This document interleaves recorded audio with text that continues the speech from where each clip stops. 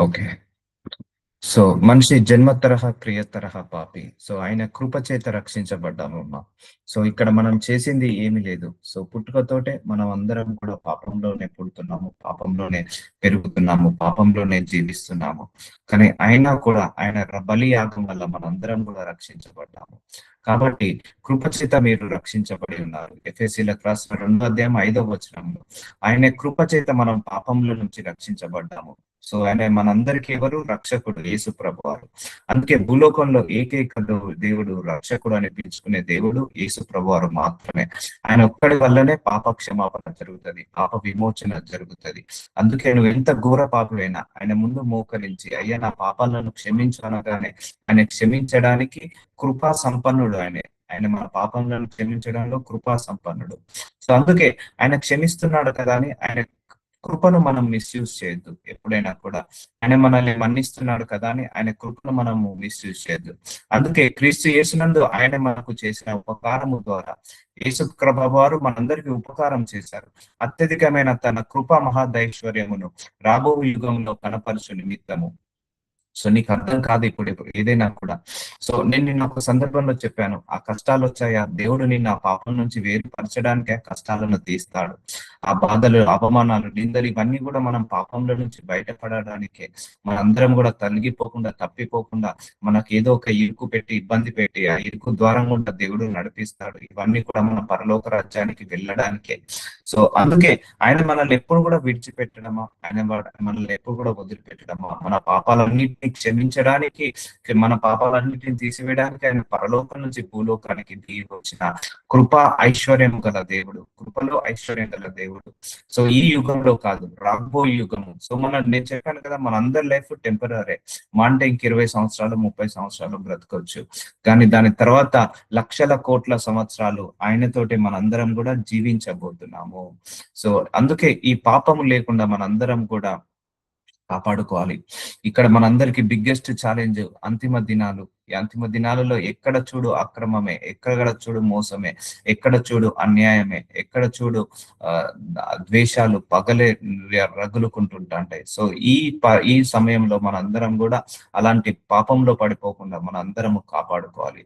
So మనందరం కృప చేత రక్షించబడ్డాము కాబట్టి ఆ కృపకు మనం ఎప్పుడు కూడా ఏం చేయాలి? థ్యాంక్స్ చెప్పాలి. అయ్యా నీ కృపను బట్టి, నీ కనికరాన్ని బట్టి వందనాలు చెల్లిస్తున్నానని థ్యాంక్స్ చెప్పాలి. సో ఎప్పుడైనా కూడా క్రీస్తు యేసునందు మనలను ఆయనతో కూడా లేపి పరలోకమందు ఆయనతో కూడా కూర్చోబెట్టెను. చూసారా అండి, మనందరికి ఎంత గొప్ప ధన్యత. పరలోక రాజ్యం అనేది అంత ఈజీ కాదమ్మా, అక్కడికి వెళ్ళడం అంత ఈజీ కాదు. కానీ యేసు ప్రభువారు నమ్మిన తర్వాత మనకందరికి కూడా ఆ ఈజీ ద్వారాలను ఓపెన్ చేశాడు. జస్ట్ నువ్వు నన్ను యాక్సెప్ట్ చేసి నా మార్గంలో నడువు చాలు, నిన్ను పరలోక రాజ్యంలో నాతో పాటు పరలోకమందు కూర్చోబెడతాను అంటున్నాడు. సో అందుకే పాపులు పరలోక రాజ్యానికి వెళ్ళలేరు. అందుకే యేసు ప్రభువారు రావడం వల్ల ప్రతి ఒక్క పాపి కాస్త పుణ్యాత్ముడుగా మార్చబడింది. మన క్రియల వల్ల కాదు, మన విశ్వాసం వల్ల. అంటే నువ్వు దేవుణ్ణి నమ్మితే చాలు, దేవుణ్ణి విశ్వసిస్తే చాలు, యేసు ప్రభువారిని నమ్మితే చాలు, విశ్వసిస్తే చాలు, మనందరినీ కూడా పరలోకమందు కూర్చోబెడతాడు, ఆయనతో పాటు కూర్చోబెడతాడు మనందరినీ కూడా. అది గొప్ప ప్లేస్ అమ్మా. పరలోకం అనేది చాలా గొప్ప ప్రదేశము. అక్కడ పరిశుద్ధులు మాత్రమే వెళ్తారు, అతి పరిశుద్ధులు మాత్రమే వెళ్తారు. కానీ యేసయ్య రక్తం ద్వారా మనకు పరలోకానికి ద్వారాలు ఓపెన్ అయ్యాయి. సో అందుకే డోంట్ మిస్ హెవెన్ అండి. ఎవ్వరం కూడా మనం మిస్ కావద్దు. ఇది యుగ యుగములు మనకు దేవుడు ఇచ్చిన ఒక ఆస్తి, యుగ యుగములు మనకు ఇచ్చిన దేవుడు ఇచ్చిన ఒక స్థిర ఆస్తి లాంటిది మన పరలోకము. అదొక లోకము, అది ఒక డిఫరెంట్ లోకము. You cannot imagine. ఈ భూలోకం కంటే ఇంకా 1,00,000 రెట్లు అంత సువర్ణమైన లోకము, అతి మంచి లోకము. సో అక్కడ ఏడుపు ఉండదు, ద్వేషం ఉండదు, పగ ఉండదు, ప్రతీకారం ఉండదు, అక్కడ ఆకలి ఉండదు, లేకపోతే కన్నీళ్లు ఉండవు, ఏముండవు. అక్కడ మంచి సంతోషమే ఉంటుంది, ఆనందమే ఉంటుంది. అందుకే మనకు ఆ సంతోషాన్ని, ఆనందాన్ని మనము నిత్య రాజ్యంలో పొందుకోవాలనే ఇక్కడ కొన్ని ఇరుకులను దేవుడు పెడతాడు, ఇబ్బందులను పెట్టి మనల్ని సరిచేసి, మనల్ని నుంచి పాపం నుంచి వేరుపరిచి మనల్ని పరలోక రాజ్యానికి తీసుకెళ్తాడు. అందుకే we should not miss our heaven chance అండి. ఏ ఛాన్స్ మిస్ అయినా మంచిదే, కానీ హెవెన్ కి వెళ్ళాలన్న ఛాన్స్ మాత్రం మనం అస్సలు మిస్ కావద్దు. జాబు మిస్ అయినా పర్లేదు, వీసా మిస్ అయినా పర్లేదు, ఇక్కడ సొంత గృహం లేకపోయినా పర్లేదు, సొంత కారు లేకపోయినా లేకపోయినా పర్లేదు, పర్లేదు, ఏది ఉన్నా ఏది లేకపోయినా పర్లేదు, కానీ మనకు పరలోక రాజ్యం అనే రాజ్యాన్ని మాత్రం ఎవ్వరం కూడా మిస్ కావద్దు. అది మిస్ అయిందంటే ఇక అయిపోయినట్టే. There is no life for anybody, there is no life for anybody. అందుకే we should go to the heaven any cost without any reasons. So అందుకే that is our one of our prayer point. ఎందుకంటే ఒకప్పుడైతే మనకు పరలోకం అనేది అది అసంభవము, కానీ యేసయ్య రక్తం ద్వారా ఆ అసంభవాన్ని కాస్త సంభవంగా మార్చాడు. సో అందుకే నీకు ఈ శ్రమలు, ఈ పోరాటాలు పెట్టి నీ లోపల పాపాన్ని, నీ లోపల దోషాన్ని, నీ లోపల ఉన్న అపవిత్రతను, అపరిశుద్ధతను అన్నిటిని కూడా కడిగివేసి నిన్ను నీతిమంతుడిగా, పరిశుద్ధుడిగా, పవిత్రుడిగా మార్చి ఆయన అక్కడికి తీసుకెళ్లాలనే ఆలోచన. సో మన ఒంటి నిండా పాపం ఉన్నది అనుకోండి, పరలోకానికి వెళ్ళలేము. అందుకే ఆ పాపాన్ని తొలగించి దేవుడు పరలోకానికి తీసుకెళ్తున్నాడు. మన ఒంటి నిండా దోషాలు, ఒంటి నిండా పగలు, ప్రతీకారాలు ఉన్నాయనుకోండి, పరలోకానికి వెళ్ళలేము. వాటన్నిటిని తీసేసే మనందరినీ తీసుకెళ్తాడు. అందుకే దేవుడు ఏది చేసినా మన మేలుకే చేస్తాడు. ఆ కష్టం పెట్టాడా మన మంచికే, ఆ బాధ పెట్టాడా మన మంచికే, ఆ లేమితనం పెట్టాడా మన మంచికే, ఆ దోషాలు కడిగి వేశాడా మన మంచికే, మనల్ని ఇరుకుల గుండా, ఇబ్బందుల గుండా పెట్టడం మన మంచికే. ఎందుకు అవన్నీ కూడా పరలోక రాజ్యం వైపు నడిపిస్తుంటాయి. అందుకే connectivity with God is very very important.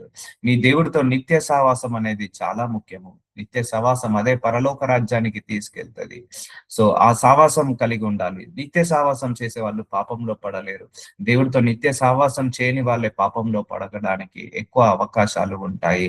అందుకే క్రీస్తు యేసునందు మనలను ఆయనతో కూడా లేపి, చూసారా, ఆయనతో కూడా మనందరినీ కూడా లేపి పరలోకమందు ఆయనతో కూడా కూర్చోబెట్టెను.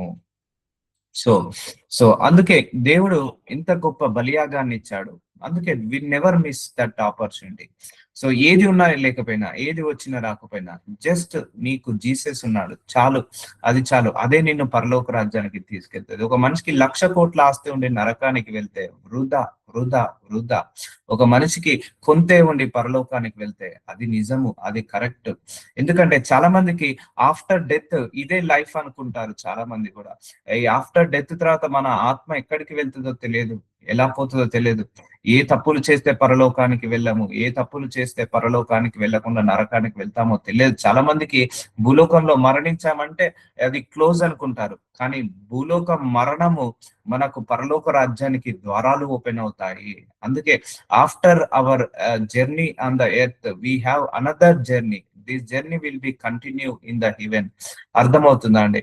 ఒక క్రైస్తవుడికి మాత్రమే మరణము అంతము కాదు. క్రైస్తవుడికి మరణమే ఏంటిది మొదలు, మరణమే పరలోక రాజ్యంలోకి అడుగు. సో అందుకే అందుకే ఏ ఏ ఎవరికి రాని దాని ధన్యత మనందరికి దేవుడు ఆ ధన్యతనిచ్చాడు. సో పరలోక రాజ్యం అనే ధన్యతనిచ్చాడు. సో కాబట్టి ఆ ధన్యతను మనం ఎప్పుడు కూడా కాపాడుకోవాలి. ఎప్పుడు కూడా ఆయన ఇచ్చిన ఉచిత రక్షణ, కృప చేత రక్షించబడ్డాం కదా, ఆ కృపను మనం మిస్యూజ్ చేసుకోకుండా ఉండాలి. సో క్రీస్తు యేసునందు మనలను ఆయనతో కూడా లేపి పరలోకమందును ఆయనతో కూడా కూర్చుండబెట్టెను.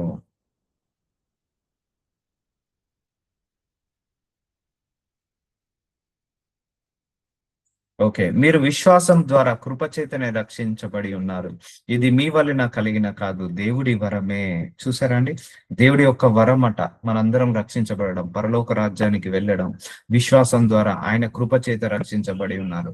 అందుకే serious, take it is as a serious గా తీసుకోవాలి ఈ వచనాలన్నీ కూడా. ఎందుకంటే మనము కొంతమందికి ఫ్రీగా వస్తే ఏది తెలియదు. ఇప్పుడు మనం కష్టపడి అష్ట కష్టాలు పడి మనము సంపాదించుకొచ్చి మన పిల్లలకు 3 పూటల భోజనం పెట్టామనుకోండి, వాళ్ళకి తెలియదు ఆ కష్టం ఏంటిదో తెలియదు, దాని వెనకాల ఎంత పెయిన్ ఉందో తెలియదు, వాళ్ళకి స్కూల్ ఫీజు కట్టే వెనకాల ఎంత ఎంత ఎంతగా మనం ఇబ్బంది పడుతున్నామో తెలియదు, ఎంత మనం ఇరుకు పడుతున్నామో తెలియదు. వాళ్ళకి ఫ్రీగా వస్తుంది కాబట్టి వాళ్ళకి తెలియదు వాల్యూ. ఒకప్పుడు తర్వాత వాళ్ళు సంపాదించే సమయంకి వచ్చినప్పుడు వాళ్ళకు తెలుస్తుంది. అందుకే మనకు కూడా యేసుప్రభు వారు ఫ్రీగా మనకు ఒక రక్షణని ఇచ్చాడు కదా. సో దాన్ని ఎప్పుడు కూడా మనం మిస్యూజ్ చేసుకోవద్దు. చాలా మందికి తెలియదు, సో ఆయన ఇచ్చిన రక్షణ ఎంత గొప్ప రక్షణనో ఎవరు కూడా అర్థం చేసుకోలేకపోతున్నారు. సో మీరు విశ్వాసం ద్వారా కృపచేతనే రక్షింపబడి ఉన్నారు. ఇది మీ వలన కలిగినది కాదు, దేవుని వరమే. అది క్రియల వలన కలిగినది కాదు గనక ఎవడు అతిశయపడ వీలు లేదు. సో ఇంకా మన లోపల పాపాలు ఉన్నాయి, ఇంకా మన లోపల దోషాలు ఉన్నాయి, ఇంకా మన లోపల పొరపాట్లు ఉన్నాయి. అయినా కూడా దేవుడు మనందరినీ పరలోక రాజ్యానికి తీసుకెళ్తున్నాడు అంటే అది ఆయన ఇచ్చిన ధన్యత, ఆయన ఇచ్చిన వరము. అందుకే నీ పాపం కంటే ఆయన కృప గొప్పది, నీ పొరపాట్ల కంటే ఆయన కృప గొప్పది. So end of the day ఆయన కృప వల్ల ఎవరు పరలోకానికి వెళ్ళినా కూడా ఆయన కృప వల్ల వెళ్ళాల్సిందే, ఆయన కృప చేత వెళ్ళాల్సిందే, ఆయన కనికరం చేత వెళ్ళాల్సిందే. అలాని పాపం చేయడం కరెక్ట్ కాదు. అందుకే స్ట్రిక్ట్ యువర్ సెల్ఫ్, నిన్ను నువ్వు స్ట్రిక్ట్ గా ఉండండి. సో అన్ని విషయాలలో చూడకూడనిది చూడకండి, మాట్లాడకూడనిది మాట్లాడకండి, అండ్ చెడు తలంపులు కలగకూడని ఉంటే కలగకుండా ఉండండి. సో అపవాది ఇలా అన్ని రకాలుగా ప్రేరేపిస్తుంటాడు. ఎక్కువసేపు భగవద్ జ్ఞానంలో ఉండండి, దేవుడితో గడపండి, దేవుడితో ఎక్కువ సమయాన్ని కేటాయించండి. సో ఎందుకంటే మనము అతిశయపడాల్సిన వీల్లేదు, ఆయన కృపచేత మనందరం రక్షించబడ్డాము. అందుకే ఆయన కృపచేత మన జన్మ తరహా, క్రియ తరహా, కర్మ తరహా పాపాలన్నీ కూడా క్షమించబడ్డాయి. సో అందుకే మనందరము కూడా ఏం చేయాలంటే ఒక తీర్మానం తీసుకోవాలి దేవుడి దగ్గర. అయ్యా మళ్ళీ నేను ఎలాంటి తప్పులో, పొరపాట్లో, పాపంలో, దోషంలో పడకుండా చూసుకునే కృపను నాకు అనుగ్రహించు ప్రభువా అని అడగాలి. ఎందుకంటే అపవాది ఎప్పుడు కూడా మన వెంబడే ఉంటాడు, మనల్ని ఫోర్స్ చేస్తాడు, పాపంలో పడాలని, దోషంలో పడాలని ఫోర్స్ చేస్తుంటాడు. అలా పడకుండా ఉండే కృపను నాకు అనుగ్రహించు ప్రభువా, ఆ ఆశ నిగ్రహాన్ని నాకు దయచే ప్రభువా అని అడగాలి. మరియు వాటి యందు మనము నడుచుకునవలనని దేవుడు ముందుగా సిద్ధపరిచిన సత్క్రియలు చేయటకై. సో వీటి యందు నడుచుకోవాలి, దేవుడి మార్గంలో నడుచుకోవాలి, వాక్యానుసారంగా నడుచుకోవాలి. అందుకే దేవుడు ముందుగా సిద్ధపరిచిన సత్క్రియలు చేయటకై మనము క్రీస్తు యేసునందు సృష్టించబడిన వారమై ఆయన చేసిన పని అయి ఉన్నాము. చూసారా, మనందరము కూడా ఆయన చేసిన పని అయి ఉన్నామట, క్రీస్తు యందు సృష్టించబడిన వారమై. So we are the belongs to Jesus Christ. అందుకే ఈ రోజు నుంచి అందరూ కూడా బిలాంగ్స్ టు జీసస్ క్రైస్ట్. మన మనస్సు జీసస్ మీదనే ఉండాలి, మన ఆలోచనలు జీసస్ మీదనే ఉండాలి, మన తలంపులు, మన ఉద్దేశాలు అన్ని జీసస్ మీదనే ఉండాలి. ఇక we are no more belongs to worldly people, we are belongs to Jesus Christ. మనందరం కూడా పరలోక సంబంధుల్లాగా ఉండాలి. సో చాలా కష్టమే, మనం ఈ లోకంలో ఉండి పరలోక సంబంధుల్లాగా జీవించడం కష్టమే, కానీ జీవించాలి. మనము ఆయన సత్క్రియలలో నడవాలి. సో అందరూ చెడు చేస్తారు, మనం చెడు చేయకూడదు. అందరూ మోసం చేస్తారు, మనం మోసం చేయకూడదు. అందరూ అన్యాయం చేస్తారు, మనం అన్యాయం చేయకూడదు. అందరూ ఎన్నో రకాలుగా హింసలు పెడతారు, మనము తిరిగి హింస పెట్టకూడదు. సో ఇలాంటి సత్క్రియలు. అందుకే heaven will not enter in to the easily. Heaven కి మనందరం ఈజీగా ఎంటర్ కాలేము, తెలుసా అండి. మనందరం కూడా కొన్ని ప్రాసెస్ గుండా వెళ్లాల్సిందే, కొన్ని ఇరుకుల గుండా, కొన్ని ఇబ్బందుల గుండా, కొన్ని శ్రమల గుండా, కొన్ని పోరాటాల గుండా వెళ్లాల్సిందే. ఇవన్నీ వెళ్తేనే కానీ నీకు ఆ పరలోక రాజ్యం అనేది రాదు, అందులోకి ఎంటర్ కాలేవు. సో ఆయన కృపచేత మనందరం కూడా పాపాలన్నీ తోడ్చబడ్డాయి, కానీ ఆ మార్గం అలాంటిది. ఆ మార్గమే ఇరుకు ద్వారం. మనందరికి పరలోక ద్వారము ఓపెన్ అయి ఉంది, కానీ ఆ మార్గములోకి మనం ప్రవేశించాలంటే ఇరుకు ద్వారంలోకి ప్రవేశించాల్సిందే. అందుకే సత్క్రియలు చేయుటకై క్రీస్తు యేసునందు సృష్టింపబడిన వారమై ఆయన చేసిన పని అయి ఉన్నాము. సహోదరులారా, మనుషుడు బ్రతికినంత కాలమే ధర్మశాస్త్రం అతని మీద ప్రభుత్వము చేయుచున్నది. మీకు తెలియదా? ధర్మశాస్త్రము ఎరిగిన మీతో మాట్లాడుచున్నాను. రోమీలకు రాసిన 7వ అధ్యాయం 1వ వచనము. ఒకప్పుడు పాపాలు ఆగట్లేవని, దోషాలు ఆగట్లేదని దేవుడు ధర్మశాస్త్రాన్ని భూలోకానికి తీసుకొచ్చాడు. సో మనిషి బ్రతికినంత కాలమే ధర్మశాస్త్రం అతని మీద ప్రభుత్వము చేయుచున్నది. మీకు తెలియదా? ధర్మశాస్త్రం ఎరిగిన మీతో మాట్లాడుచున్నాను. భర్త గల స్త్రీ భర్త బ్రతికున్నంత వరకే ధర్మశాస్త్రం వల్ల అతని బద్దురాలుగా, కానీ భర్త చనిపోయిన ఎడల భర్త విషయమైన ధర్మశాస్త్రం నుండి ఆమె విడుదల పొందును. కాబట్టి భర్త బ్రతికి ఉండగా ఆమె వేరొక పురుషునితో చేరిన ఎడల వ్యభిచారి అన్నబడును. కానీ చూసారా అండి, so this is the point we have to discuss today. ఎందుకంటే మా లోకంలో చాలా అక్రమాలు పెరుగుతున్నాయి, చాలా అక్రమాలు పెరుగుతున్నాయి. It is a too dangerous. People are there in the dangerous అండి, చాలా డేంజరస్ జోన్ లో ఉన్నారు. చాలా మంది భర్తకు తెలియకుండా భార్య, భార్యకు తెలియకుండా భర్త, అక్రమ సంబంధాలు, భార్యను చంపడం లేకపోతే భర్తను చంపడము, ఆ అక్రమ సంబంధాలలో పడి ఆస్తులు పోగొట్టుకోవడం, లేకపోతే వ్యభిచారాలు చేయడం, నరహత్యలు చేయడం, ఘోరమైన పాపాలు చేయడం, ఇవన్నీ కూడా మనిషికి కఠిన శిక్షలు వస్తున్నాయి. I have seen in the spiritual realm. నేను ఆత్మలోకంలో చూసినప్పుడు, కనిపెడుతున్నప్పుడు, సో మనిషి వాళ్ళందరూ కూడా అటు ద్వారాలు ఓపెన్ అయిపోయాయి. సో అందుకే భర్త బ్రతికి ఉండగా ఆమె వేరొక పురుషుణ్ణి చేరిన ఎడల వ్యభిచారి అనబడును గాని, భర్త చనిపోయిన ఆమె ధర్మశాస్త్రం నుండి విడుదల పొందెను గనక వేరొక పురుషుని వివాహము చేసుకునే వ్యభిచారిని కాకపోవును. చూసారా అండి, illegal relationship it's completely biggest sin అండి, డేంజరస్ట్ సిన్ అండి. Illegal before marriage or after marriage and life legal partner తో కాకుండా ఇల్లీగల్ పార్ట్నర్స్ తో చేసే పాపం అంతా కూడా వాళ్ళకు డైరెక్ట్ గా నరకానికి ద్వారాలు ఓపెన్ అవుతాయి. వాళ్ళందరూ అపవాది చెరలోకి వెళ్తారు. ఆ పాపం చేసే వాళ్ళు ఎవరు తప్పించుకోలేరండి. సో విగ్రహారాధన చేసే వాళ్ళు పరలోకానికి వెళ్ళలేరు, వ్యభిచారం చేసే వాళ్ళు పరలోకానికి వెళ్ళలేరు, భర్తను చీట్ చేసే వాళ్ళు, భార్యను చీట్ చేసే వాళ్ళు పరలోకానికి వెళ్ళలేరు. వివాహము అయిన తర్వాత, వివాహము కాకముందుకు ఆ పాపము చేసే వాళ్ళు పరలోకానికి వెళ్ళలేరు. ఇదంతా ఘోరమైన పాపము. చాలా మందికి ఇది పాపం అని తెలియక ఆ ట్రాప్ లో పడిపోతున్నారు. ఇప్పుడు మనకు క్రైస్తవులం, మనకు దేవుడు ఒక ఆజ్ఞలు ఇచ్చేశాడు. సో నువ్వు పరాయి స్త్రీతో, పరాయి పురుషుతో పాపం చేస్తే పాపం అని కానీ కానీ భూలోకంలో చాలా మందికి ఇది తెలియదు, ఆ కండిషన్ ఉన్నదని. అది పాపం అని తెలియక అదే నిజం అనుకొని, అదే కరెక్ట్ అనుకొని అందులో పడిపోతున్నారు. సో అందులో వ్యభిచారంలో పడిపోతున్నారు, అక్రమ సంబంధాలలో పడిపోతున్నారు. ఎందుకు? వాళ్ళకు ధర్మశాస్త్రము తెలియదు. సో మనకు కూడా ధర్మశాస్త్రం తెలియకపోతే అది పాపం అని తెలియదు. సో మనకు ధర్మశాస్త్రం తెలుసు కాబట్టి ఏది పాపమో, ఏది పుణ్యమో, ఏది మంచో, ఏది చెడో, ఏది కరెక్టో, ఏది రాంగో మనందరికీ కూడా ధర్మశాస్త్రం ద్వారా తెలియబడ్డాయి. ఒకవేళ ధర్మశాస్త్రంలో ఇది రాయబడకపోయి ఉంటే, ఒకవేళ అక్రమ సంబంధము కరెక్ట్ కాదని రాయకపోయి ఉంటే అది నిజమే అయ్యేది. కానీ ఇప్పుడు దేవుడు అది రాసి పెట్టాడు. అది పాపాన్ని అడ్డుకొట్టడానికే, పాపానికి అడ్డుగోడ వేయడానికే. కానీ ఆ అడ్డుగోడ ధర్మశాస్త్రం వేయలేకపోతుంది. కాబట్టి divorce is not for the Christians. గుర్తుపెట్టుకోండి, వివాహము తర్వాత డైవర్స్ క్రిస్టియన్స్ కాదు. Adultery, fornication and illegal relationship not allowed, not allowed, not allowed. దేవుడి యొక్క ఉగ్రత అతి అతి తీవ్రంగా ఉంటది వీళ్ళ మీద అతి తీవ్రంగా ఉంటదండి. సో అందుకే ఈ విషయంలో అందరూ కూడా మీరు ఎడ్యుకేట్ చేయాలి, అందరికీ కూడా చేసే వాళ్ళకు ఆపాలి. సో ఇలా ఉంటది, ఇలాంటి వాళ్ళు నరకానికి వెళ్తారు. దే షుడ్ నాట్ ఎస్కేప్ అండి, అక్కడ నుంచి వాళ్ళు ఎస్కేప్ కాలేరు. సో అది డైరెక్ట్ గా ద్వారాలను తీసుకెళ్తది. సో ఇది ఘోర పాపము. ఘోర పాపము అంటే దేవుడి దృష్టిలో ఇల్లీగల్ రిలేషన్షిప్. కానీ ఇప్పుడు లోకమంతా ఇది ఈజీ అయిపోయింది. ఇప్పుడు అర్థమవుతుందా ఎంతమంది పరలోకానికి వెళ్తారో, ఎంతమంది నరకానికి వెళ్తారో? వాళ్ళ క్రియలను బట్టి మనం చెప్పొచ్చు, వాళ్ళ క్రియలను బట్టి చెప్పొచ్చు. అందుకే శరీరం ఎప్పుడు కూడా పవిత్రంగా ఉంచాలి, మన ఆ మనస్సు పవిత్రంగా ఉంచుకోవాలి, ఆలోచనలు పవిత్రంగా ఉంచాలి.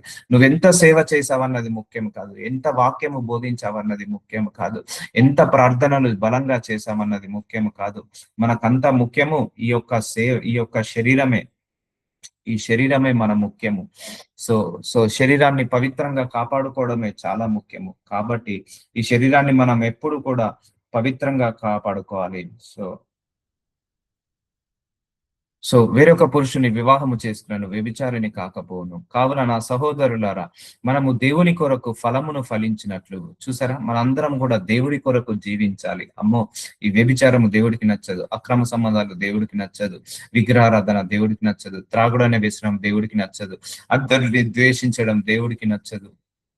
దేవుని కొరకు ఫలమును ఫలించినట్లు మృతులలో నుండి లేపబడిన క్రీస్తు అను వేరొకని చేరుటకై మీరును ఆయన శరీరం ద్వారా ధర్మశాస్త్రము విషయమై మృతులైతిరి. చూసారా అండి, ఇక ధర్మశాస్త్రం మన మీద ప్రభుత్వం చేయకుండా ఆయన రక్తం ద్వారా మనందరికీ కూడా సంధి చేశాడు. ఆయన మన రక్తం ద్వారా మనందరినీ కూడా ఉచితంగా నీతిమంతులుగా మార్చాడు, ఉచితంగా పరిశుద్ధులుగా మార్చాడు, ఉచితంగా పవిత్రులుగా మార్చాడు.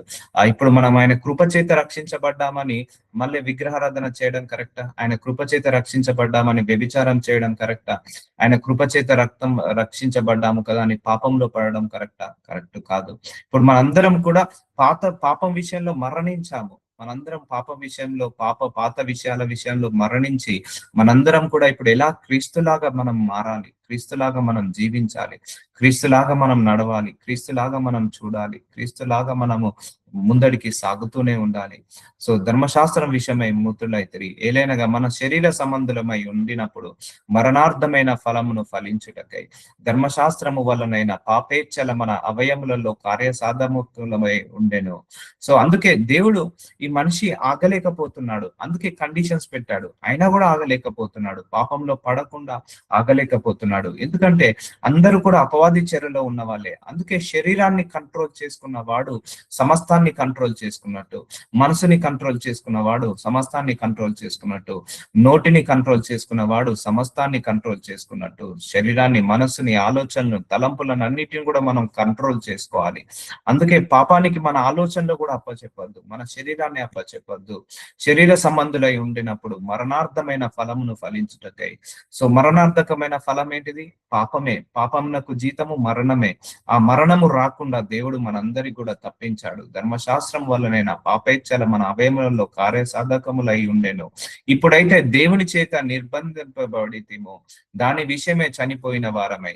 సో ఇప్పుడు మనం పాప విషయంలో చనిపోయాము, ధర్మశాస్త్రం నుండి విడుదల పొందితిమి గనక మనము అక్షరానుసారమైన ప్రాచీన స్థితి గలవారము కాక ఆత్మానుసారమైన నవీన స్థితి గలవారమై సేవ చేయుచున్నాము. ఇప్పుడు మనందరం శరీర సంబంధులాగా ఉండొద్దు, ఆత్మ సంబంధులాగా ఉండాలి. అందుకే మన నడినెత్తి నుంచి కాళ్ళ వరకు పరిశుద్ధాత్మ శక్తితో నిండుకోవాలి, ఆత్మతో నింపబడాలి, ఆత్మతో అభిషేకించబడాలి, ఆత్మ వరాలతో, ఆత్మ ఫలాలతో మనం నింపబడాలి, ఆత్మ జ్ఞానముతో నింపబడాలి. ఈ భూలోక జ్ఞానము కంటే పరలోక జ్ఞానముతో మనం నింపబడాలి. ఈ శరీర క్రియలను మనం జయించాలంటే దేవుడు మన శరీరం లోపల పరిశుద్ధాత్మ దేవుణ్ణి పెట్టాడు. అందుకే ఆ కోపాన్ని మనం జయించాలి, ఆ పాపాన్ని మనం జయించాలి, ఆ దోషాలను మనం జయించాలి, అపవిత్రతలను జయించాలి. సో తెలుసు తెలియకైనా తప్పులు పొరపాట్లు చేస్తే ఆయన క్షమించి మనందరినీ కూడా పరలోకానికి తీసుకెళ్తాడు. అందుకే క్రైస్తవులకు వచ్చే కష్టాలు, క్రైస్తవులకు వచ్చే బాధలు, క్రైస్తవులకు వచ్చే ఇరుకులు, ఇబ్బందులు అన్ని కూడా పరలోక రాజ్యం వైపు ద్వారాలు ఓపెన్ చేస్తాయి, పరలోక రాజ్యం వైపు నడిపిస్తాయి. అందుకే క్రైస్తవుల ద్వారము ఇరుకు ద్వారము. అందుకే మనం శరీరానుసారంగా నడవకూడదు, ఆత్మానుసారంగా నడవాలి. శరీరానికి కోపము, ఆత్మకు శాంతి, శరీరానికి ద్వేషము, ఆత్మకు ప్రేమ, శరీరానికి పగ, ఆత్మకు క్షమాపణ. సో ఇలా ఉంటుందమ్మా. ఆత్మానుసారంగా నడవాలి, మనం క్షమాపణతో నడవాలి, ప్రేమతో నడవాలి, సహనంతో నడవాలి, ఓపికతో నడవాలి, పాపము లేకుండా నడవాలి. సో ఇవన్నీ కూడా మనందరం కూడా ఈ ప్రకారంగా నడవాలి. దీన్ని ఆత్మానుసారమైన నడిపింపు అంటారు. చాలా కష్టము ఈ లోకంలో. శరీరానుసారంగా నడిచే వాళ్ళకే చాలా ఈజీగా ఉంటుంది లైఫ్, ఆత్మానుసారంగా నడిచే వాళ్ళకు కష్టంగా ఉంటుంది లైఫ్. ఎందుకంటే లోకమంతా అన్యాయము. మనం న్యాయంగా బ్రతకాలంటే ఖచ్చితంగా అన్యాయస్తుల నుంచి మనకు రాళ్ళు పడుతుంటాయి. లోకమంతా మోసమే, లోకమంతా అన్యాయమే, లోకమంతా అక్రమమే. ఇలాంటి అన్యాయం, అక్రమము, మోసం ఉన్న లోకంలో నుంచి మనందరికి ఎన్నో ఎదురు దెబ్బలు తాకుతాయి. కానీ తట్టుకొని నిలబడి జయించి మనం పరలోక రాజ్యానికి వెళ్ళాలి. అందుకే ఇప్పుడు మనందరము ప్రాచీన స్థితి గలవారము కాక, అంటే ప్రాచీన అంటే పాత స్వభావం వల్ల కాక నవీన స్థితి, నవీన స్థితి అంటే కొత్త స్థితి, కొత్త స్వభావం గలవారమే సేవ చేయుచున్నాము. అందుకే ప్రతిరోజు కూడా మనము నూతనంగా జన్మించాలి. అయ్యా నిన్నటి కంటే ఈ రోజు కొత్త గ్రేస్ నీవు ప్రభువా, నిన్నటి కంటే ఈ రోజు నూతన శక్తిని, నూతన బలాన్ని, నూతన ఆత్మను దయచే ప్రభువా అని ప్రార్థించుకోవాలి. సో అడగండి. నేను చెప్పే ప్రతి ప్రేయర్ పాయింట్ కూడా రాసుకొని ప్రేయర్లు అవన్నీ అడగండి. అయ్యా నా నడినెత్తి నుంచి అరికాల వరకు నూతన శక్తిని, నూతన బలాన్ని, నూతన ఆత్మను, నూతన జ్ఞానాన్ని, నూతన తెలివిని, నూతన మనస్సుని, నూతన ఆలోచనలను నాకు దయచే ప్రభువా. నూతన మనిషిగా నన్ను మార్చునైనా, నాలో పాత స్వభావాన్ని తీసేసి కొత్త స్వభావముగా మార్చునైనా. నా మనసులో, నా ఆలోచనలో, నా తలంపులో, నా బుద్ధిలో, నా గృహంలో, నా కుటుంబంలో ఎక్కడ పాపమున్నా తీసివే ప్రభువా, ఎక్కడ దోషమున్నా తీసివే ప్రభువా. నన్ను, నా కుటుంబాన్ని హిమము కంటే తెల్లగా మార్చు ప్రభువా. ఇస్సోపుతో నన్ను కడుగు ప్రభువా. పాపము లేకుండా మా కుటుంబాన్ని కాపాడు ప్రభువా. పాపంలో పడకుండా నా కుటుంబాన్ని రక్షించు ప్రభువా. అయ్యా పాపంలో చేయకుండా మా కుటుంబాన్ని కాపాడు ప్రభువా. So this is what you have to pray it. Prayer చేయాల్సింది ఇలా ప్రేయర్ చేయాలి. నవీన స్థితి గలవారమై సేవ చేయుచున్నాము. సో నవీన స్థితి, కొత్తగా మనం మారాలి. సో అందుకే we are no more belongs to us. ఇప్పుడు మీ పేరేంటితో తెలియదు.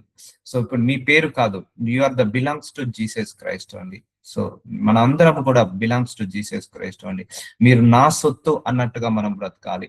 మనందరం దేవుడి సొత్తు అన్నట్టుగా, దేవుడి ప్రజలు అన్నట్టుగా మనం బ్రతకాలి. అందుకే శరీర క్రియలను కాల్చి పూర్తి చేయాలి. ఎందుకంటే శరీరం వల్లనే మనిషి నరకానికి వెళ్తున్నాడు. శరీరం వల్లనే మనిషి పాపాలను కొని తెచ్చుకుంటున్నాడు.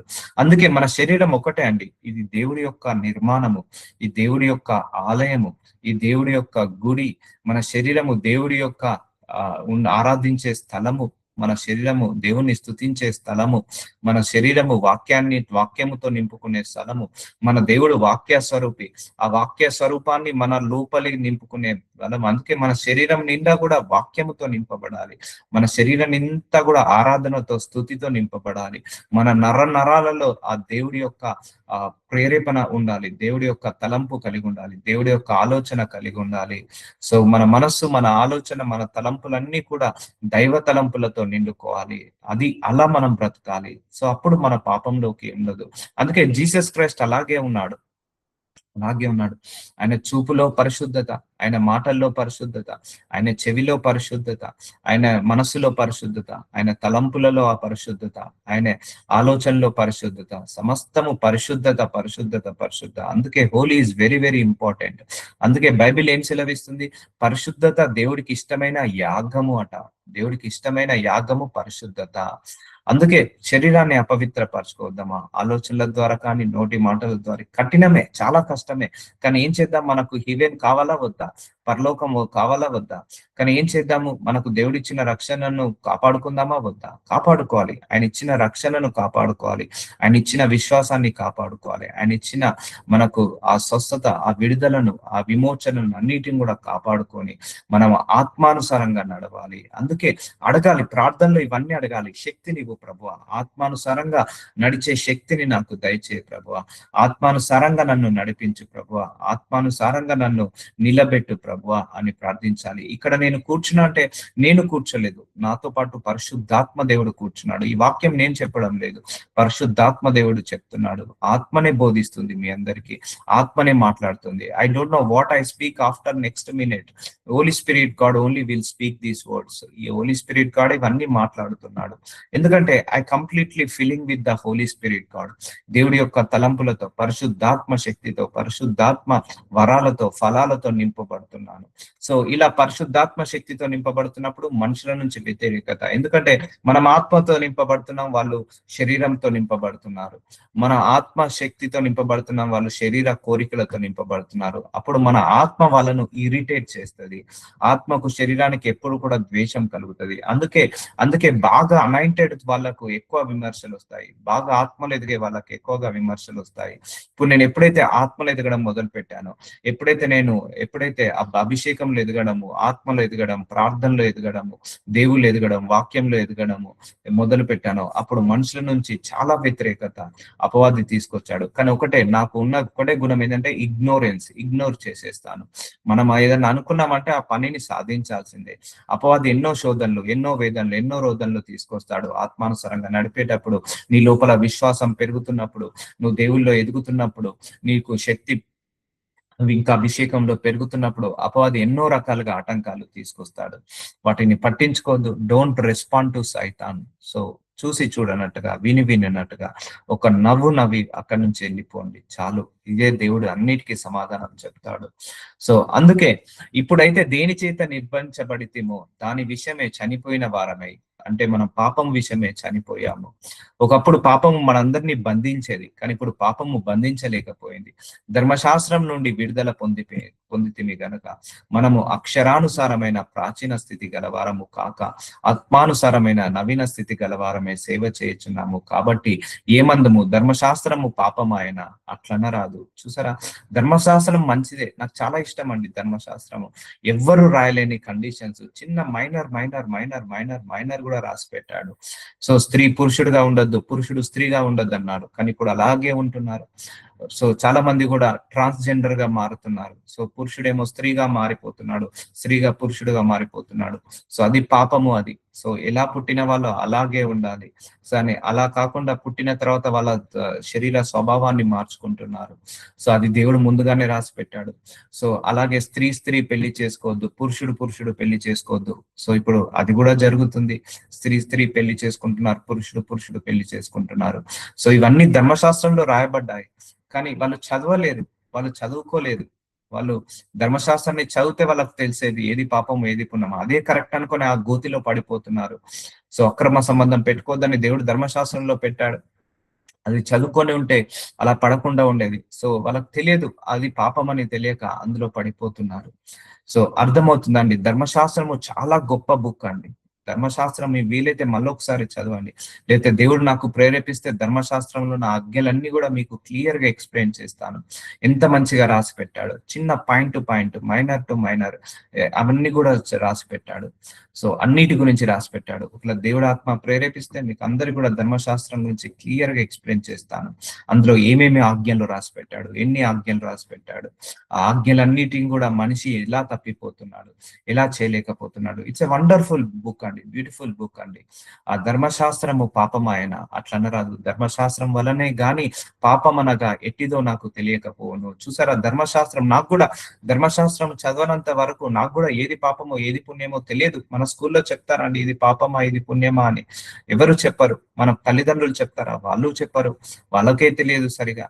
సో అలాగే మనకు ధర్మశాస్త్రం చదివినప్పుడే నాకు అర్థమైంది ఏది పాపమో ఏది పుణ్యమో, ఏది మంచో ఏది చెడో, ఏది చేస్తే మనం పరలోకానికి వెళ్తాము, ఏది చేయకపోతే మనం ఏది చేస్తే నరకానికి వెళ్తామో అన్ని కూడా అందులో రాయబడ్డాయి. అందుకే ధర్మశాస్త్రం వల్లనే గాని పాపం అనగా ఎట్టిదో నాకు తెలియకపోవును.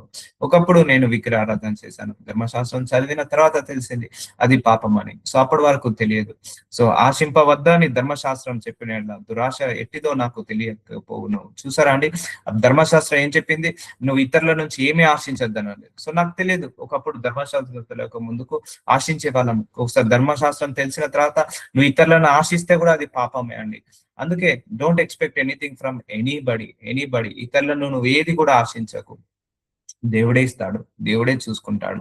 సో దేవుడు ఏం చెప్పాడు, నీ పొరుగువారిని భార్యను ఆశించద్దు, నీ పొరుగువారి భర్తను ఆశించద్దు, వాడి యొక్క ల్యాండ్ ని, పొలాన్ని, లేకపోతే వారి యొక్క ధనాన్ని, వారి యొక్క ఐశ్వర్యాన్ని, వాడిది ఏది నీది కానిది ఏది కూడా ఆశించద్దు అని దేవుడు ధర్మశాస్త్రంలో చెప్పాడు.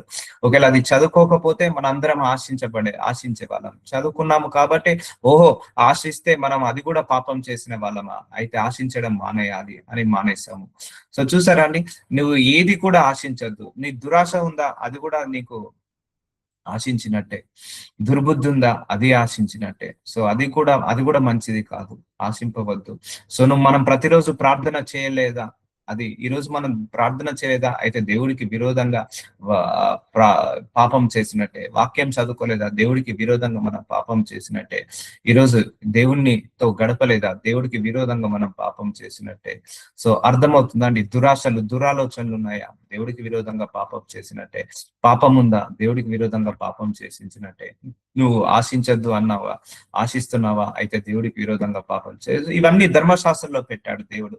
సో కానీ అవన్నీ పాటించడం కరెక్టే, కానీ పాటించగలుగుతామా, పాటించగలగలేము. సో ఎందుకంటే మనందరం శరీర మాంసంలో ఉన్నాము, రక్త మాంసంలో ఉన్నాము.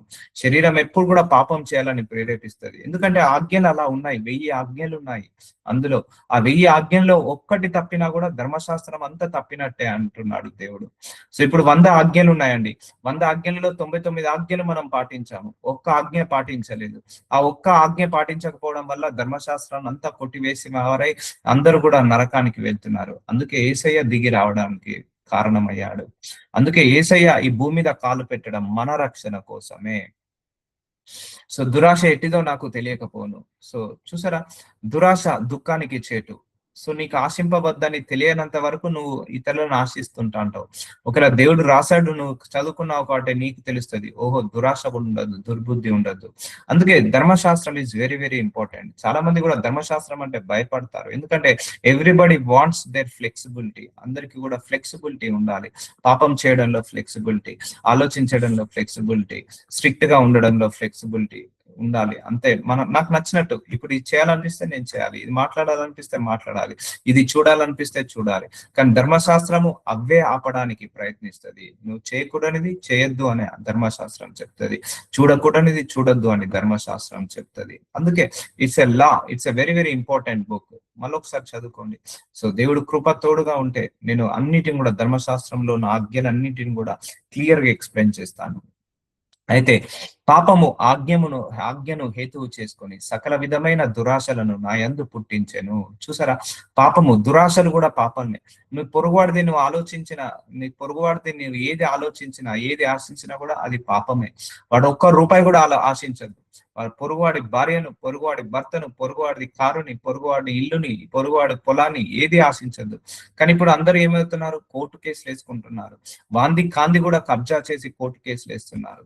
సో ధర్మశాస్త్రం లేనప్పుడు పాపం మృతము. సో ధర్మశాస్త్రం లేకపోతే ఏది పాపమో తెలియదు, ఏది ఏది పుణ్యమో తెలియదు. కానీ ధర్మశాస్త్రం వచ్చిన తర్వాత ఇగో ఇది నువ్వు పాపము, ఇది నువ్వు దోషము, ఇది నీకు కరెక్ట్, ఇది నీకు రాంగ్ అని ఎక్స్ప్లెనేషన్ ఇచ్చిందే అదే. అందుకే ఆజ్ఞను హేతువు చేసుకుని సకల విధమైన దురాశలను నా యందు పుట్టించాను. చూసారా అండి, ఇప్పుడు మనకేమైంది, ధర్మశాస్త్రం వచ్చింది కాబట్టి ఆ దురాశలు రాకుండా కాపాడుకుంటున్నాము, పొరుగు అంది ఆశించకుండా కాపాడుకుంటున్నాము, ఆ యొక్క వ్యభిచారంలో పడకుండా, ఆ నరహత్యలో పడిపోకుండా, ఆ విగ్రహారాధనలో పడిపోకుండా ఇప్పుడు మనందరం ఏం చేసుకుంటున్నాం, we all are strict our self. మనల్ని మనము స్ట్రిక్ట్ గా ఉంటున్నాము, మనల్ని మనము స్ట్రిక్ట్ గా మనం కాపాడుకుంటున్నాము. అందుకే అందరిలాగా ఉన్న ఫ్లెక్సిబిలిటీ మనకు ఉండదండి. అందరూ విచ్చలవిడిగా ఏదైనా చేస్తారు, కానీ మనకు అలాంటి ఫ్లెక్సిబిలిటీ లేదు. అందరి ద్వారాలు విశాలమైన ద్వారము, మన ద్వారం మాత్రం ఇరుకు ద్వారము. ప్రవేశించడము అతి శ్రేయస్కరము. ఇరుకు ద్వారంలో ప్రవేశించే వాళ్ళు జీవానికి వెళ్తారు, ఆ విశాలమైన ద్వారంలో వెళ్లే వాళ్ళు నరకానికి వెళ్తారు. ఒకప్పుడు నేను ధర్మశాస్త్రం లేకుండా జీవించిటిని. సో ఒకప్పుడు మనకు తెలియదు ధర్మశాస్త్రం అంటే ఏంటిదో తెలియదు, దేవుడి ఆజ్ఞలు అంటే ఏంటిదో తెలియదు, బైబిల్ అంటే ఏంటిదో తెలియదు. అప్పుడు నీకు కూడా తెలియదు ఏది పాపమో ఏది పుణ్యమో. సో అప్పుడు నీకు చెల్లిపోతది. ఇప్పుడు తెలియనంత వరకు తప్పు చేసినా కూడా పర్లేదు, కానీ ఇప్పుడు తెలుసుకున్నాం మనము ఏది తప్పో ఏది ఒప్పో, ఏది పొరపాటో ఏది పాపమో తెలుసుకున్నాం. తెలుసుకున్న తర్వాత కూడా తప్పులు చేయడం కరెక్ట్ కాదు. ఆజ్ఞ వచ్చినప్పుడు పాపం నాకు మరలా జీవము వచ్చెను, నేనైతే చనిపోతిని. చూసారండి, ఇప్పుడు మనందరికి ఒక ఆజ్ఞ ఉంది, ఇది చేయొద్దు అనే ఆజ్ఞ ఉంది. సో ఇది చేయకూడదు, ఇది చూడకూడదు అనే ఆజ్ఞ ఉంది, ఇలా మాట్లాడకూడదనే ఒక ఆజ్ఞ ఉంది. సో అయితే మనం ఏం చేయాలి, పాప విషయంలో మరణించి కొత్తగా మనం జన్మించాలి. అందుకే అండి మనకు చాలా ఇరుకులు ఉంటాయి, చాలా ఇబ్బందులు ఉంటాయి. బట్ అయినా కూడా ఇష్టపడండి, మీరు వెళ్తున్న ద్వారాన్ని ఇష్టపడండి. ఎందుకంటే పాపంలో పడి స్వేచ్ఛగా తిరిగి పాపంలో పడి నరకానికి వెళ్ళకంటే మనల్ని మనము స్వేచ్ఛ తగ్గించుకొని మనము స్ట్రిక్ట్ గా ఉండి పరలోకానికి వెళ్ళడం ఇంపార్టెంట్. మన అందరి అల్టిమేట్ గోల్ ఏంటిది, పరలోకమే. నువ్వు 100 కోట్లు సంపాదించు, 1000 కోట్లు సంపాదించు, నువ్వు పరలోకానికి వెళ్ళకపోతే అవన్నీ వృధానే. అందుకే దురాశ తీసేసుకోవాలి, దుర్బుద్ధి తీసేసుకోవాలి, ధనాపేక్ష తీసేసుకోవాలి, పాపపు తలంపులు, చెడు తలంపులు తీసేసుకోవాలి, కామ, క్రోధ, మద, వాత్సల్యం నుంచి బయటపడాలి. సో సో ఆశించే గుణం నుంచి బయటపడాలి, కోపాలు, ద్వేషాలు, పగలు, ప్రతీకారాల నుంచి బయటపడాలి. సో ఇవన్నిటి నుంచి మనం బయటపడాలి, ఇవన్నిటి నుంచి మనం విడుదల పొందుకోవాలి. సో అందుకే వీటన్ని విషయాల్లో మనం చనిపోవాలి. ఒకప్పుడు నీకు కోపం వచ్చింది, ఇప్పుడు దీర్ఘశాంతం రావాలి. ఒకప్పుడు అందరిని ద్వేషించేవాళ్ళవు, ఇప్పుడు అందరినీ ప్రేమించాలి. ఒకప్పుడు ఎవరిని క్షమించేవాడివి కాదు, ఇప్పుడు అందరినీ కూడా క్షమించాలి. ఐ ఫర్గివ్ ఎవ్రీబడి, కాకపోతే I will stay away from negative people. నేను నెగిటివ్ పీపుల్ నుంచి దూరంగా ఉంటాను, బట్ ఐ ఫర్గివెన్, అందరినీ కూడా క్షమించేశాను. ఎందుకంటే నేను క్షమించకపోతే నా ఆత్మ రిస్క్ లో ఉంటది, నేను అందరినీ ద్వేషిస్తే నా ఆత్మ రిస్క్ లో ఉంటది. అందుకే చాలా మంది నా గురించి చెడుగా మాట్లాడినా కూడా నా చెవిలో పడుతుంటా అంటే అవన్నీ కూడా వాటన్నిటిని ఇగ్నోర్ చేస్తుంటా అంటాను. ఎందుకంటే ధర్మశాస్త్రాన్ని మనం పాటించాలి. నీ వలె నీ పొరుగువాన్ని ప్రేమించు అన్నాడు. సో నీ వలె నిన్ను పూర్ణ మనసుతో పూర్ణ హృదయంతో దేవుణ్ణి ప్రేమించమన్నాడు. సో అర్థమవుతుందండి, ఈ ఆజ్ఞలు మనిషికి కష్టమవుతున్నాయనే ఇక యేసు ప్రభువారే వచ్చి మనకు రావాల్సిన శిక్షలన్నీ కూడా ఆయన వేసుకున్నాడు. అందుకే నీ జన్మ తరహా, క్రియ తరహా, పాప తరహా, నువ్వు 10 సంవత్సరాల తర్వాత చేసే పాపాలు కూడా 2000 సంవత్సరాల క్రితమే క్షమించబడ్డాయి. Just you accepted Jesus Christ, like that is the biggest right decision in your life ever ever you take. నువ్వు ఇక తీసుకునే డిసిషన్ అంటే ఇక ఏది లేదు. నువ్వు ఎప్పుడైతే యేసయ్యను అంగీకరించావో that is the biggest decision, మంచి డిసిషన్. ఇక కొంతమంది అంటారు నేను ఈ పెళ్లి ఎందుకు చేసుకున్నాను, కొంతమంది అంటారు నేను ఈ ఉద్యోగాన్ని ఎందుకు చేసుకున్నాను, కొంతమంది అనుకుంటారు ఈ అంటే రాంగ్ డిసిషన్ అనుకుంటారు. చాలా మంది కొన్ని డిసిషన్స్ తీసుకున్న తర్వాత రాంగ్ డిసిషన్ అనుకుంటారు. ఇట్స్ ఓకే, ఏది రాంగ్ డిసిషన్ అయినా నువ్వు ఒక రైట్ డిసిషన్ తీసుకున్నావు. యేసయ్యను సొంత రక్షకుడిగా అంగీకరించావు, యేసయ్యను దేవుడిగా అంగీకరించావు, యేసయ్యను ఆయన నీ కాపరిగా అంగీకరించావు, నీ తండ్రిలాగా నీ తల్లిలాగా అంగీకరించావు. చాలు, that is the biggest decision. What ever you take, it's 100% right decision. అర్థమవుతుందండి? ఎందుకంటే ఆయనను అంగీకరించడం అంటే పాపానికి నో చెప్పడమే. ఆయనను అంగీకరించడం అంటే పాపానికి వేరుగా ఉండడమే, పాపంలో నుంచి బయటికి రావడమే. ఆయనను అంగీకరించడం అంటే పరలోకానికి వెళ్ళడమే. అందుకే చాలా ఉన్నారు, చాలా మంది there are right believers also there. కొంతమంది క్రైస్తవులను చూశాను, మంచి విశ్వాసులు, మంచి పరిశుద్ధులుగా ఉంటున్నారు, దేవుడి యొక్క నిజమైన జనాంగంగా ఉంటున్నారు, అపవిత్రత నుంచి దూరంగా ఉంటున్నారు. ఎప్పుడు రెండో రాకడ సమయం వస్తుందా వెయిట్ చేస్తున్నారు. So that is the right people, they are the right people. అందుకే దేవుణ్ణి నమ్ముకున్న తర్వాత అస్సలు పాపంలో పడొద్దండి. దేవుణ్ణి నమ్ముకున్న తర్వాత అస్సలు దోషంలో పడొద్దండి. దేవుణ్ణి నమ్ముకున్న తర్వాత స్ట్రిక్ట్ గా ఉండాలి, ఇరుకు ద్వారంలో ప్రవేశించాలి. అది ప్రవేశించడానికి శక్తిని, సామర్థ్యాన్ని అడగండి. ఎందుకంటే మన పాపాలన్నీ క్షమించబడ్డాయి. మళ్ళీ వెళ్ళి పాపంలో పడడం కరెక్ట్ కాదు. అపవాది అదే చేపిస్తాడు, చాలా మందిని కూడా అదే ప్రేరేపణతో చేపిస్తాడు. అప్పుడు జీవార్థమైన ఆజ్ఞ నాకు మరణార్థమైనట్టు కనబడెను. వేలైనగా పాపము ఆజ్ఞను హేతువు చేసుకొని నన్ను మోసపుచ్చి దాని చేత నన్ను చంపాను. చూసారా, మనకు తెలియదు, ధర్మశాస్త్రం చదవకపోతే అదే మనం చేసేదే మనం కరెక్ట్ అనుకుంటున్నాం, మనము ఉండేదే కరెక్ట్ అనుకుంటున్నాం. ఇప్పుడు ఎంతమంది లేరండి ప్రమోషన్ల కోసం ఎన్ని అక్రమ మార్గాలు తొక్కట్లేదు, ఎంతమంది లేరండి డబ్బు కోసము ఎన్ని అక్రమ మార్గాలు తొక్కట్లేదు. ఎందుకంటే వాళ్ళకు ధర్మశాస్త్రం తెలియదు, చెప్పేవాళ్ళు లేరు. ఇది చేస్తే తప్పు అని చెప్పేవాళ్ళు లేక వాళ్ళు విచ్చలవిడిగా చేస్తున్నారు. ఇప్పుడు మనందరికి ఒక ఆజ్ఞ ఉంది, మనం ఏం కావాలి, పులి స్టాప్ పెట్టాలి. కొన్నిటికి కామా కూడా కాదు, పులి స్టాప్ పెట్టాలి. అందుకే దుర్బుద్ధి, దురాశ, అధిక ధనాపేక్ష మనిషిని కృంగతీస్తుంది, మనిషిని పాపంలోకి నెట్టేస్తుంది. పాపంలో పడకుండా మనల్ని కాపాడేది ధర్మశాస్త్రము. అందుకే ధర్మశాస్త్రాన్ని చదవాలి, వాక్యాన్ని వినాలి. ఇప్పుడు చాలా మంది ఏమైంది, నేను ఎన్ని తప్పులు చేసినా నా దేవుడు క్షమిస్తాడు, నేను ఎన్ని తప్పులు చేసినా నేను పరలోకానికి వెళ్తాను. భ్రమ, భ్రమ, భ్రమ. ఆ భ్రమలో ఉండొద్దు మనందరం కూడా. అలా భ్రమ పట్టించేది ఎవరు? అపవాదియే. ఈ రోజే రెండో రాకడ వచ్చింది అనుకోండి, ఈ రోజు వరకు ఎవరైతే పాపంలో పడలేదో వాళ్ళే ఎత్తబడే గుంపులో ఉంటారు. అందుకే పాపము ఆజ్ఞను హేతువు చేసుకొని నన్ను మోసపుచ్చి దాని చేత నన్ను మోసపుచ్చుతాడు అపవాది.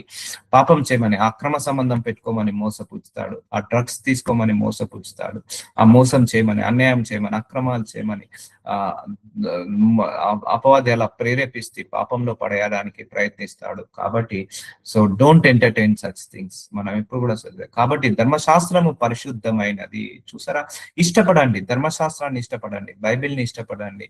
సో ధర్మశాస్త్రము పరిశుద్ధమైనది, అది చదువుకున్న వాళ్ళందరూ కూడా పరిశుద్ధంగా అవుతారు.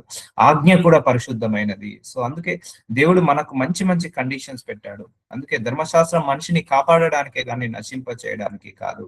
కానీ మనిషికి ఏమైంది, వాడి ఇష్టరాజ్యంగా బ్రతకాలి, కానీ ధర్మశాస్త్రం అలా బ్రతకనియదు. అందుకే చాలా మంది బైబిల్ చదువుకోవడం ఇష్టం ఉండదు. అందుకే చాలా మందికి బైబిల్ కొన్ని బోధనలు ఇష్టం, నువ్వు ఎన్ని తప్పులు చేసినా ఏం కాదు, దేవుడు క్షమిస్తాడు అన్న వాళ్ళ దగ్గరికి ఎక్కువ వెళ్తారు. వద్దు, నువ్వు తప్పులు చేయొద్దు, నీకు శిక్ష వస్తున్న దగ్గరికి ఎవరు వెళ్ళరు. సో అలా ఉండద్దమ్మా, స్ట్రిక్ట్ గా ఉండాలి. ఆజ్ఞ కూడా పరిశుద్ధమైనదే, బైబిల్ పరిశుద్ధమైనదే, ధర్మశాస్త్రం పరిశుద్ధమైనదే, నీతి గలది ఉత్తమమైనదే ఉన్నది. సో నీతి గలది ఉత్తమమైనది. అందుకే Bible is very very important అండి. బైబిల్ విల్ ప్యూరిఫై అస్. ఈ బైబిల్ నేను చదువుతున్న కొద్దీ పాపం నుంచి వేరుపరచబడ్డాను, బైబిల్ చదువుతున్న కొద్దీ, బైబిల్లో తెలుసుకున్న కొద్దీ ఈ లోకం నుంచి వేరుపరచబడ్డాను. సో బైబిల్ ఒక్కటే నాకు ఈ లోకం నుంచి వేరుపరిచేసింది, బైబిల్ ఒక్కటే నన్ను ఈ లోకం నుంచి బయటపడేసింది, ఈ లోకం అనే ఊబిలో నుంచి బయటికి తీసుకొచ్చేసింది. Now I'm living in the Bible, I'm living like Bible, అంటే బైబిల్లో ఉన్న ప్రకారం నేను నివసిస్తున్నాను. కాబట్టి మనుషుల నుంచి ఎక్కువగా ఫోర్స్ వస్తుంది, ఎక్కువగా నెగిటివ్ వస్తుంటది. సో పట్టించుకోదు అవన్నీ కూడా. We should satisfy God only. So ఈ బైబిలే మనల్ని పరిశుద్ధపరుస్తుంది, పాపం నుంచి బయట పడేస్తుంది బైబిలు, పాపం చేయకుండా ఆపివేస్తుంది బైబిలు. ఈ వాక్యము ధర్మశాస్త్రము పాపం చేయకుండా ఆపివేస్తుంది. ఎందుకంటే ఏది పాపమో ఏది పుణ్యమో అందులో రాయబడి ఉంది. కాబట్టి సో సో జన్మ తరహా, కర్మ తరహా, ఆయన క్రియ తరహా అన్ని పాపాల నుంచి క్షమించబడ్డాము, మనందరం కూడా రక్షించబడ్డాము. కాబట్టి we need to be careful. So అందుకే read Bible as much of as possible. 10 times చదివినా పర్లేదు, ఇంకొకసారి చదవండి. 20 times చదివినా పర్లేదు, ఇంకొకసారి చదవండి. నజరుడు యేసయ్య, ఇదిగో తండ్రి, ధర్మశాస్త్రం గురించి, పాపము గురించి, అయ్యా ప్రభు వాక్యము గురించి ఎంత గొప్పగా మాకు బోధించారు నాయన. ఏది అయ్యా ధర్మశాస్త్రమే లేకపోతే మాకు నిజంగా తెలిసేది కాదు నాయన, ఏది పాపమో ఏది పుణ్యమో మాకన్నిటిని కూడా బయలుపరిచినందుకు మీకే మహిమ కలుగును గాక. అయ్యా ఈ ప్రేయర్ మీటింగ్ ని మీ చేతికి అప్పగిస్తున్నాను తండ్రి. ఆమేన్.